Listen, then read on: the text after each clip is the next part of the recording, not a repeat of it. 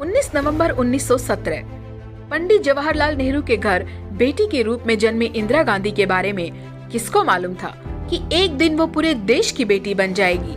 लेकिन इसकी झलक बचपन में ही नजर आ गई थी।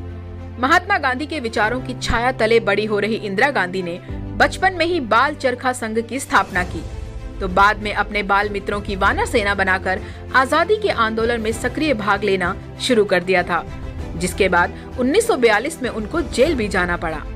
1947 में जब देश दंगों की चपेट में था, तो इंदिरा गांधी ने महात्मा गांधी जी के मार्गदर्शन में दंगा प्रभावित क्षेत्रों में काम किया।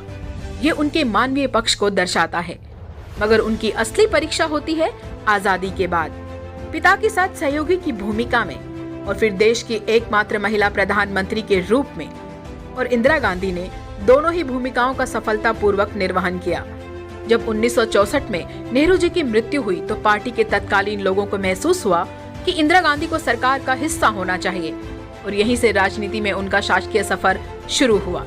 जब 1966 में इंदिरा गांधी जी को प्रधानमंत्री चुना गया, तो बहुत से लोगों ने एक महिला के रूप में उनके नेतृत्व को कमजोर माना, मगर 19 जुलाई 1969 को इंदिरा गांधी जी ने 14 बैंकों का राष्ट्रीयकरण करके अपने मजबूत इरादे जाहिर कर दिए।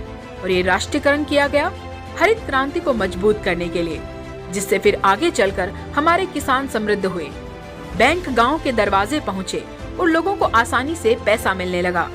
इतना ही नहीं, इस क्रांतिकारी फैसले के 2 साल बाद 1971 में बांग्लादेश के मुक्ति संग्राम में इंदिरा गांधी ने दुनिया का भूगोल बदलकर बता दिया कि वो मजबूत भारत का इरादा लेकर आई हैं।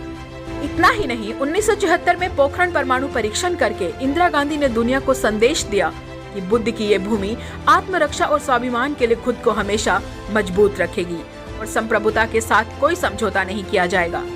जब दुनिया हैरत में थी, तो 1984 में ऑपरेशन मेघदूत के जरिए सियाचिन पर कब्जा करके भारत ने उस संप्रभुता का संदेश भी दे दिया। सही मायनों में देखें तो इंदिरा गांधी का कार्यकाल भारत के लिए वैश्विक पहचान और मजबूती के लिहाज से शानदार रहा, और यही कारण है कि उनको लौह महिला से लेकर दुर्गा तक कहा गया, और प्रशंसा के ये शब्द विपक्ष के मुंह तक से निकले। आज उनकी जयंती पर कृतज्ञ राष्ट्र उनको नमन करता है।